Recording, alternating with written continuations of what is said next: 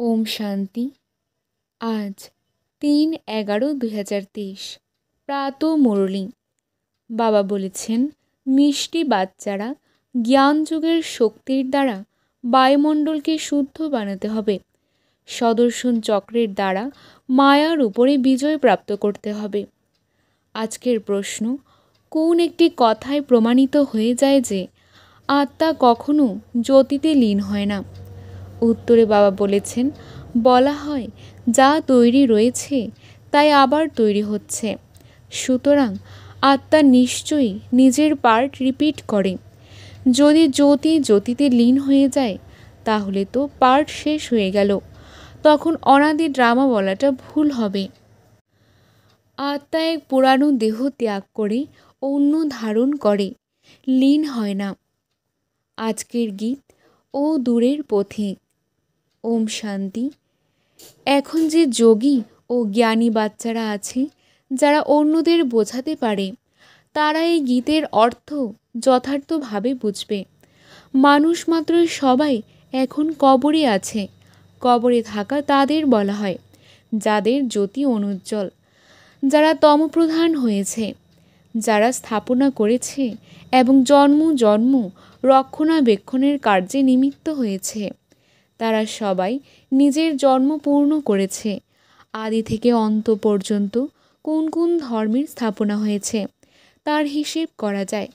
জাগতিক নাটকে ড্রামার মুখ্য ক্রিয়েটর, ডাইরেক্টর, অ্যাক্টরদের বেশি মান থাকে। কত কত প্রাইজ দেওয়া হয় তাদের। তাদের সেরাটা তারা দেখায় কিনা? তোমাদের হলো জ্ঞানযুগের নাটক। এখন মানুষ তো জানে না যে মৃত্যু সামনে দাঁড়িয়ে আছে। আমরা এই ড্রামায় কতগুলি জন্মগ্রহণ করি, কোথা থেকে আসি, সব জন্মের ডিটেল কাহিনী আমরা তো জানতে পারি না। যদিও এই সময়ে আমাদের পুরুষার্থ চলছে ভবিষ্যতের জন্য। দেবতা পদ তো প্রাপ্ত হবেই, কিন্তু পদমর্যাদা কি হবে তার জন্য পুরুষার্থ করতে হবে। তোমরা জানো এই লক্ষ্মী নারায়ণ 84 জন্ম নিয়েছেন।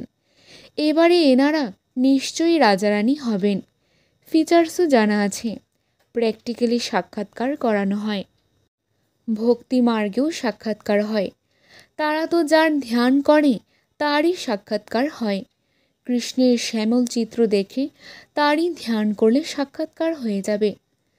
যদিও কৃষ্ণ এমন শ্যামবর্ণ নন, এইসব কথার জ্ঞান মানুষের তো নেই।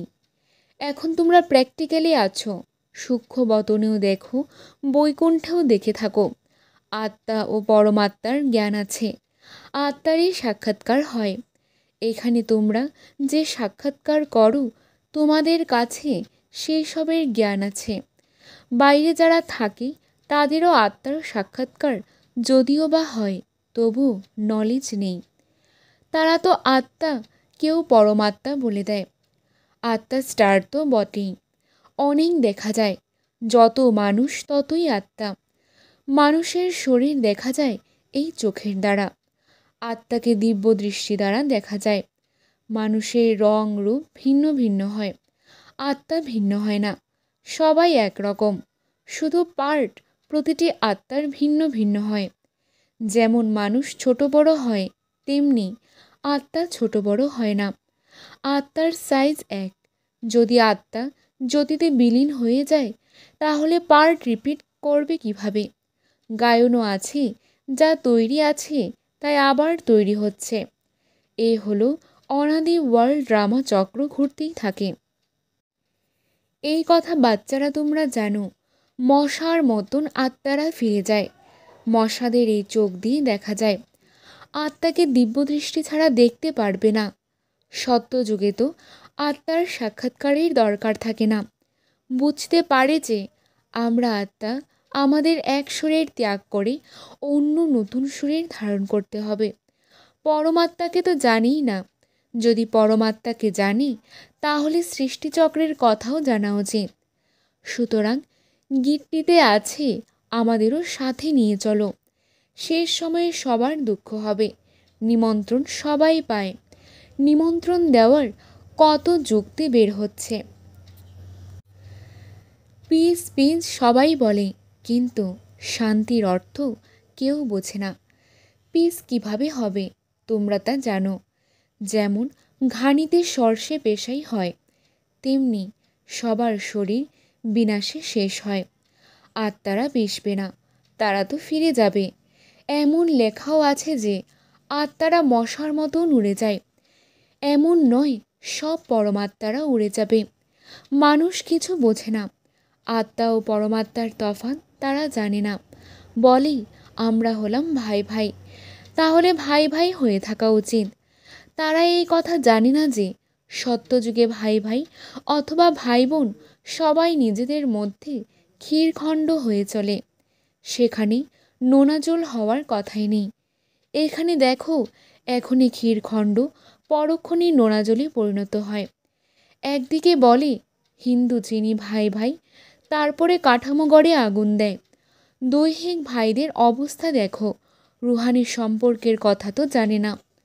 তোমাদের বাবা বোঝান নিজেকে আত্মা ভাবতে হবে। দেহ অভিমানে আসবে না। অনেকে দেহ অভিমানে ফেসে যায়। বাবা বলেন দেহ সহ দেহের যে সম্বন্ধগুলি আছে সব ছাড়তে হবে। এই বাড়ি ইত্যাদি সবই ভুলে যেতে হবে। বাস্তবে তোমরা হলে পরমধাম নিবাসী।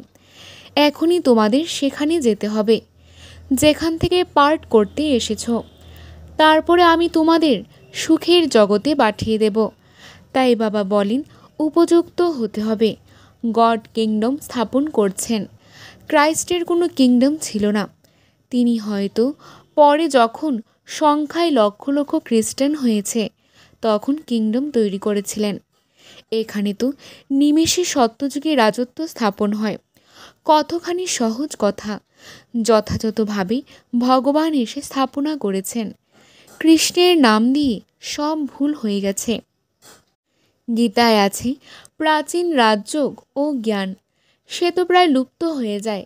ইংরেজি ভাষার শব্দগুলো ভালো। তোমরা বলতে পারো বাবা ইংরেজি জানেন না। বাবা বলেন আমি বসে সব ভাষায় আর কত বলবো, মুখ্য হলো হিন্দি, তাই আমি হিন্দিতে মুরলি বলি। যার শরীর ধারণ করি সেও হিন্দি জানে, তাই জাইনার ভাষা সেই ভাষাতেই বলি। আর কোনো ভাষায় আড়াই বলবো। আমি ফ্রেঞ্চ ভাষায় কথা বললে ব্রহ্মা কি করে বুঝবেন? মুখ্য বিষয় তো এনারই। এনাকে তো প্রথমে বুঝতে হবে, তাই না? অন্য কারোর শরীর তো ধারণ করার নেই। গীতেও বলছে আমাকে নিয়ে চলো, কারণ বাবা আর বাবার ঠিকানা তো কারো জানা নেই। নানান গালগল্প বলতে থাকে। বহু মানুষের বহু মত আছে, সেই জন্যেই এই সুতোর গোলায় জট লেগেছে।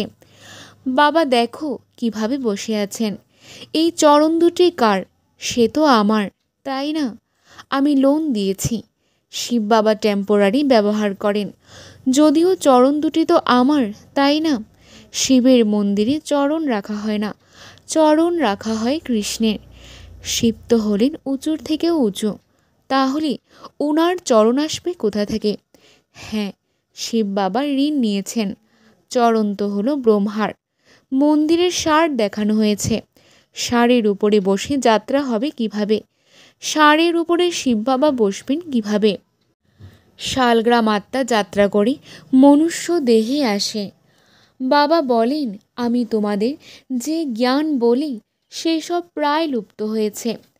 এই জগতে যে জ্ঞান রয়েছে তা হলো আটাই নুনের মতো।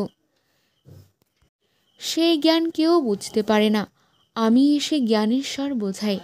আমি শ্রীমত প্রদান করে সৃষ্টিচক্রের রহস্য বুঝিয়েছি। তারা এসব নিয়ে দেবতাদের সদর্শন চক্র দেখিয়েছে। তাদের কাছে তো জ্ঞান নেই। এ হলো সম্পূর্ণ জ্ঞানের কথা। আত্মা সৃষ্টিচক্রের নলেজ প্রাপ্ত করে যার দ্বারা মায়ার মাথা কাটা পড়ে। তারা আবার সদর্শন চক্র অসুরের গলা কাটা হয়েছে এমন দেখিয়েছে। এই সদর্শন চক্রের দ্বারা তোমরা মায়াকে পরাজিত করো। কোথাকার কথা কোথায় নিয়ে গেছে। তোমাদের মধ্যেও অনেক কমজনই এই কথা ধারণ করে অন্যদের বোঝাতে পারবে। অনেক উচ্চ এই নলেজ, এর জন্য সময় লাগে। শেষের দিকে তোমাদের মধ্যে জ্ঞান ও যোগের শক্তি থাকে। এইসব ড্রামায় নির্ধারিত রয়েছে। তাদের বুদ্ধিও নরম হতে থাকে। তোমরা বায়ুমণ্ডলকে শুদ্ধ করে থাকো। কতখানি গুপ্ত এই জ্ঞান! লেখা আছে অজামিল সম পাপীদের উদ্ধার হয়, কিন্তু এর অর্থ বোঝে না। তারা ভাবে যে জ্যোতি জ্যোতিতে সমাহ হয়ে গেল, সাগরে লীন হয়ে যায়। 5 পাণ্ডব হিমালয়ে গলে যায়, প্রলয় হয়। একদিকে দেখানো হয় তারা রাজযোগ শিখছে, অন্যদিকে প্রলয় দেখানো হয়েছে। আর তারপরে দেখানো হয়েছে কৃষ্ণ অঙ্গুষ্ঠ মুখে নিয়ে অশ্বত্থ পাতায় শুয়ে আছে। তার অর্থ বোঝে না। কৃষ্ণ তো গর্ভমহলে ছিল, অঙ্গুষ্ঠ তো শিশুরা মুখে নেয়। কোথাকার কথা কোথায় বলে দিয়েছে। মানুষ তো যা কিছু শুনে সত্য সত্য বলতে থাকে। সত্যযুগের কথা কেউ জানে না। মিথ্যা তাকে বলা হয় যে জিনিসের অস্তিত্ব থাকে না। যেমন বলা হয় পরমাত্মার নামরূপ হয় না, কিন্তু তার পূজা তো করা হয়। সুতরাং পরমাত্মা হলেন অতি উচ্চ, তার মতন সূক্ষ্ম কিছু হয় না। একদম বিন্দুস্বরূপ। সূক্ষ্ম হওয়ার জন্য কেউ তার কথা জানে না। যদিও আকাশও সূক্ষ্ম, কিন্তু সেইটি হলো শূন্য। 5 তত্ত্ব আছে, 5 তত্ত্বের শরীরে এসে প্রবেশ করে থাকে। সেটা কত সূক্ষ্ম, একদম বিন্দুস্বরূপ। স্টার কত ক্ষুদ্র। এখানে পরমাত্মা স্টার পাশে এসে বসলে তবেই তো বলবেন। কত সূক্ষ্ম কথা! স্থূল বুদ্ধির মানুষ একটুও বুঝবে না এই কথা। বাবা কত ভালো ভালো কথা বোঝান। ড্রামা অনুযায়ী কল্প পূর্বে যে পার্ট প্লে করা হয়েছে সেই পার্টই প্লে করা হয়। বাচ্চারা বুঝে বাবা এসে প্রতিদিন নতুন কথা বলেন। সুতরাং জ্ঞান হলো নতুন, তাই রোজ পড়তে হবে। যে রোজ ক্লাসে যায় না তো বন্ধুর কাছে গিয়ে জিজ্ঞাসা করে আজ ক্লাসে কি হয়েছে। এখানে তো পড়াশোনা ছেড়ে দেয়, বলে অবিনাশী জ্ঞানরত্নের বর্ষা চাই না। আরে পড়া ছেড়ে দিলে তোমাদের কি অবস্থা হবে? বাবার কাছে কি বর্ষা নেবে? ভাগ্যে নেই তাহলে। এখানে স্থূল সম্পত্তির কোনো কথা নেই। জ্ঞানের খাজানা বাবার কাছেই প্রাপ্ত হয়। সেই সম্পত্তি ইত্যাদি তো সব কিছু বিনাশ হবে। সেই নেশা কেউ রাখতে পারবে না। বাবার কাছেই অবিনাশী উত্তরাধিকার প্রাপ্ত হবে। তোমাদের কাছে যতই কোটি টাকার সম্পত্তি থাকুক সেসব মাটিতে মিশে যাবে। এই সময়ের সব কথা। এও তো লেখা আছে কারো সম্পত্তি ধুলায় মিশবে, কারো আগুনে পুড়বে। এই সময়ের কথা পরের দিকে প্রচলিত হয়। বিনাশ তো এখন হবে, বিনাশের পরে হবে স্থাপনা। এখন সেই স্থাপনার কাজ চলছে। সেটা হলো আমাদের রাজধানী। তোমরা অন্যের জন্য করছো না, যা করো নিজের জন্যই করছো। যে শ্রীমত অনুযায়ী চলবে সে মালিক হবে। তোমরা তো নতুন বিশ্বে নতুন ভারতের মালিক হও। নতুন বিশ্ব অর্থাৎ সত্যযুগে তোমরা মালিক ছিলে। এখনই হলো পুরনো যুগ। পুনরায় তোমাদের পুরুষার্থ করানো হয় নতুন দুনিয়ার জন্য। কত ভালো ভালো বিষয় আছে বুঝবার জন্য। আত্মা ও পরমাত্মার জ্ঞান, সেলফ রিয়েলাইজেশন অর্থাৎ আত্মবোধ। আত্মার পিতাকে বাবা বলেন আমি আসি তোমাদের অর্থাৎ আত্মাদের শেখাতে। এখন ফাদারকে রিয়েলাইজ করা হয়েছে ফাদারের দ্বারা। বাবা বোঝান তোমরা হলে আমার হারানিধির সন্তান। কল্প বাদে আবার এসে মিলিত হয়েছ উত্তরাধিকার নিতে। তাই পুরুষার্থ করা উচিত, তাই না? তা না হলে আফসোস করবে, অনেক দণ্ড ভোগ করতে হবে। যারা সন্তান হয়ে কুকর্ম করে তাদের কথা বলার নয়। ড্রামায় দেখো বাবার কতখানি পাল্টাচ্ছে। সব কিছু প্রদান করেন। বাবা বলেন ভবিষ্যতে 21 জন্মের জন্য রিটার্ন দেব। প্রথমে তোমরা ইনডাইরেক্ট দান করতে, তখন 1 জন্মের ফল প্রদান করতাম। এখন ডাইরেক্ট দান করো, তাই ভবিষ্যৎ 21 জন্মের জন্য ইনশিওর করি। ডাইরেক্ট ইনডাইরেক্ট অনেক তফাৎ রয়েছে। তারা দাপর কলিযুগের জন্য ইনশিওর করে ঈশ্বরের কাছে। তোমরা সত্যযুগ ত্রেতার জন্য ইনশিওর করো। ডাইরেক্ট হওয়ার দরুন 21 জন্মের জন্য প্রাপ্ত করো। আচ্ছা, মিষ্টি মিষ্টি হারানিধি বাচ্চাদের প্রতি মাতা পিতা বাপ দাদার স্মরণের স্নেহ সুমনার সুপ্রভাত। আত্মাদের পিতা তার আত্মারূপী বাচ্চাদেরকে জানাচ্ছেন নমস্কার। আমরাও বাবাকে জানাচ্ছি অনেক অনেক শ্রদ্ধা, ভালোবাসা, নমস্কার আর সুপ্রভাত। ধারণার জন্য মুখ্যসার 1 নম্বর পয়েন্ট, অবিনাশী বাবার কাছে অবিনাশী জ্ঞানরত্নের খাজানা প্রাপ্ত করে ভাগ্যবান হতে হবে। নতুন জ্ঞান, নতুন পাঠ রোজ পড়তে হবে। বায়ুমণ্ডলকে শুদ্ধ বানানোর সেবা করতে হবে। 2 নম্বর পয়েন্ট, ভবিষ্যতের 21 জন্মের জন্য নিজের সব কিছু ইনশিওর করে দিতে হবে। বাবার হয়ে যাওয়ার পরে কোনো কুকর্ম করবে না। আজকের বরদান, স্ব-উন্নতির যথার্থ চশমা পরে এক্সাম্পল হয়ে ওঠে অমনোযোগিতার থেকে মুক্ত হও। যে বাচ্চারা নিজেকে কেবল দাম্ভিকতার নজর দিয়ে চেক করে থাকে, তাদের চশমা অমনোযোগিতার হয়ে থাকে। তারা দেখতে পায় যে যতখানি করেছি অনেক করেছি, আমি এই আত্মাদের থেকে ভালো, একটু আধটু ঘাটতি তো নামি দামিদেরও রয়েছে। কিন্তু যারা সত্য হৃদয়ের দ্বারা নিজেকে চেক করবে, তাদের চশমা যথার্থ স্ব-উন্নতির হওয়ার কারণে কেবল বাবা আর নিজেকেই তারা দেখবে। অন্য দ্বিতীয় তৃতীয় ব্যক্তি কী করছে তা দেখবে না। আমাকে বদলাতে হবে, কেবল এই একাগ্রতাতেই লেগে থাকবে। তারা অন্যদের কাছে এক্সাম্পল হয়ে উঠবে। আজকের স্লোগান, সীমিত সব কিছুকে সর্ববংশসহ সমাপ্ত করে দাও, তবে অসীমিতের বাদশাহীর নেশা থাকবে। আজকের সমান, আমি অমনোযোগিতার থেকে মুক্ত আত্মা।